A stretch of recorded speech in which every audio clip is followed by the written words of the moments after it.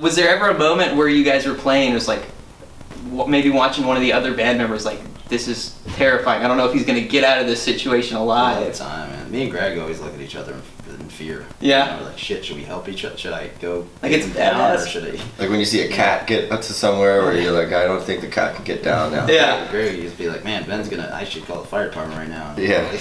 You had to scoot in, you jumped off the roof. Yeah, the roof, you know, was, that was a genuinely somewhat scary moment. Yeah. For the most part, you know, I just assume that I'm not gonna die. You know? Do you guys get intense reactions from the venues? Like, do you get a lot of venues that are like, you're done, no more, you're not playing? A lot. Yeah, we've been banned from almost every venue in the world, man. But it's like, you know, time heals. You know? Yeah. Sometimes, you know, I love, like Liam's saying, you know, sometimes it's better to ask for forgiveness and permission. You know? They get a new talent. I read this quote on Party Smasher Inc. today from Mike Patton. Ben, your music is good enough. You need to stop hurting yourself on stage. I worry about you, man. And I was reading that, and like as a fan, your live shows it gets me going. I love it. But at the same time, I'm like, are you guys gonna injure yourselves till one day that Dillinger doesn't go on? Is that ever like a worry? We're not doing it for fans. You know what I mean? We're not doing it for like to maintain a spectacle. Like this is still how we truly feel when we're playing. Like if I didn't want to move. Ben didn't want to move. Like, if he didn't want to move, we just wouldn't move. Yeah, it's not like we're like, fuck, I gotta do this thing because they expect me to do a backflip right now or something like that. Like, I don't care about that. Even if you go into it thinking, like, you can't not move anyway. Even if you're like, I want to sit still tonight, it's like... When you're putting those kind of waveforms, like, just aggressive, like, shit coming through your body, like, I really don't understand how you can't become... You're like being electrocuted by sound. Yeah, I mean, it's like one of those things where, like, you know, as the years get older and as you get older and the years go on, you have more injuries and things pile up and you don't have a lot of time off to heal and you're just kind of pushing yourself to that limit every day. The days get harder, but the shows never do. You know, like there's just no other way to do it. Yeah. And even when you're injured, you're like, that hour is like the best you feel all day. Anyway. Exactly. Because your adrenaline's cranking and you're just like, I don't feel that pain right now. You limp off stage, but for that hour, you're like, woo! Yeah, I mean, I know Mike said that out of like concern, and me asking that was kind of out of concern too. But I thought about that it. Was just, you know, that statement, you know, that I put in there was something that he says to me all the time, and it was more about the idea that he really is a good person. He cares about his people. That most people don't see that side of him. It's not, you know, there's very few people who are in this business with me who have ever said that instead of like, you know, do more, go more, keep going. You know, he's really one of the only people that said like, dude, no, chill out, you know. Right on. You know, so I just thought it was something worth the people hearing that he has that side of him. You know? Cool. I want to talk about both of y'all's side project, Killer Be Killed. That record is amazing. Thanks, I know that you're super busy with Dillinger. Is there any possibility of touring with that band or anything future, or is that a one-off deal? I mean, it's possible. Both are possible. The schedules are horrific. You know what I mean? Like it's really tough to get.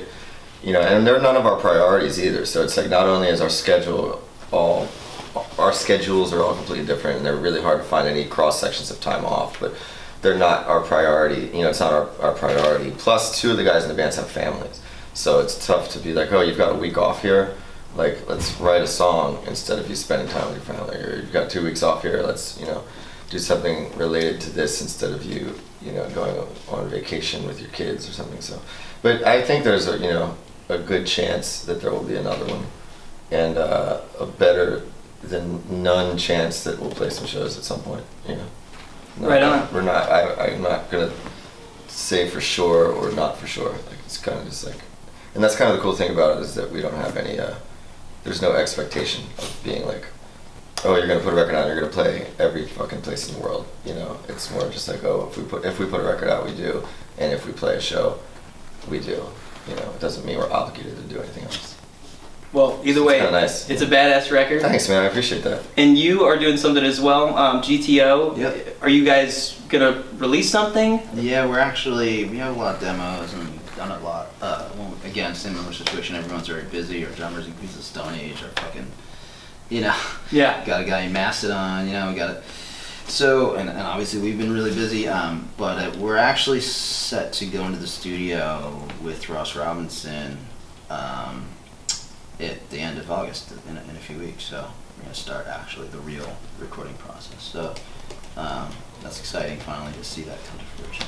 Right on. All right, cool. And then Party Smasher Inc. Can you tell me a little bit about that? I was reading about your and tell me about it. God, it's hard to. There's so much going on with it. It's, you know, initially we started just the Party Smasher Inc. Label umbrella just to put like the releases that we were doing under it, because we were kind of not sure how we were going to go business-wise in the future. We wanted to keep it open to try new things, and it wasn't necessarily supposed to be a label, but a lot of people were coming to me and saying like, oh, you guys have a label, can we sign your label? And it made me think like, we don't really want to be a label. I certainly don't want to be trying to run some kind of a label. So what is it exactly? And so I really, over the past few years, I've been deeply thinking about what service it could be to the community, to the music community, what needs to be there, what needs to exist. And I think community was exactly what it was, you know, in this onset of social networks and IPOs and, you know, everyone trying to use the internet and the resources in the same way at the same time, all the time. Everything's very homogenized. Culture isn't what it used to be. And I come from a scene where I love the compartmentalization of different subgenres and cultures, where things were very focused and people had like-minded ideologies and things like that, and it came together in that way. So I guess it was more of an idea of like, let's have a focused ideology and promote and inspire artists in a way that maybe discovery can be a little more similar to the way it was when people actually just went out and discovered things. That's physically, awesome. You know, and that's really what it is at this point. Cool. Liam, you're expecting a little one, aren't you? I am. The first Dillinger baby, I believe, right? The first Dillinger baby. When is she due? November, late November. Like Thanksgiving-ish. Do you know if it's a boy or a girl? No, don't want to know. Right on. Yeah. That's got to be exciting. Are you gonna bring him out with the big earmuffs, maybe? Yeah, you know, do all the stereotypical musician things with our kids. You know? Yeah. Yeah, I hope so. That's awesome. You know, hang him out over the crowd like Simba or something. Yeah. Or Michael Jackson. Yeah. There we go. Yeah. Some random questions and then we'll end it. The best concert each of you have ever attended and or played? Liam. I don't know. George Michael on the Faith tour, I guess. Okay, that's the most impactful concert I've been to. It's the first one I can remember, so I guess that counts. Right on. Greg. Metallica on the early leg of the Black Album tour. Mostly because, you know, when I was that age, I was such a super fan. And I was so, that was my first like show that I went to on my own accord that I just hadn't been taken to by my parents, you know, or drug along to. Like that was the first time I was like, I want to see this, and I went and saw it, and just, you know, kind of blew my brain apart. And Ben? Depeche Mode, Jesus Mary Chains, Violator tour. Right on. Last but not least, I always like to end with like a tattoo question. Do either of you have like a funny tattoo story or a most memorable one that you'd like to share? Looks like you've got some small ones. I get a lot of comments about this Jackalope Jesus. Uh-huh. You know, it's kind of silly, yeah, I guess. Any like band tats? Our merch guy has a tattoo of my face on his leg. Right Does he? To his balls. That's pretty much this the is most true, ridiculous. Actually. Yeah. To see the ever. same merch guy that you guys were on the headlining bill with. I think I met him last time. Probably. I think he was teching for you as well. Probably. Yeah, that was him. Cool. Yeah. Greg? No, I don't have any. I have a Bad Brains tattoo, but that's the only band tattoo. You got a Pac-Man tattoo. Oh yeah, I got a Pac-Man. This is Pac-Man eating breakfast. That's Pac-Man. And Greg that's is an egg. That's a piece of toast, and that's bacon. Literally and figuratively, the best Pac-Man player I've ever seen in my life. Like literally and figuratively.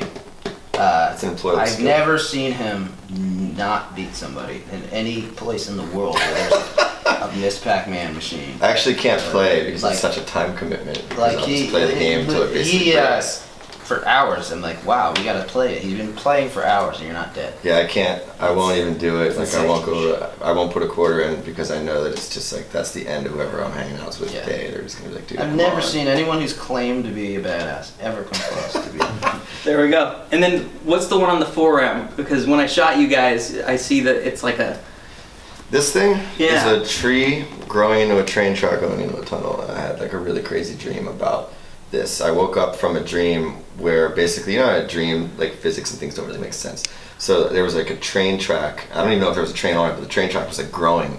And then it became a tree for a little bit, and then it became a train track again, and then it just like went into this black void, and I woke up. And I instantly woke up knowing that it meant not to forget your roots, where you came from, but always allow the possibility of going into the unknown. So it just seemed so profound to me, like when I woke up, and for some reason it just like hit me really hard to remember that, and yeah. Right on. That was the end of it. Well, thanks, guys. I appreciate your time. I won't drag it on anymore. Pick up One of Us is the Killer if you haven't, and support Dillinger Escape Plan. Thanks, guys. Thanks. Cool.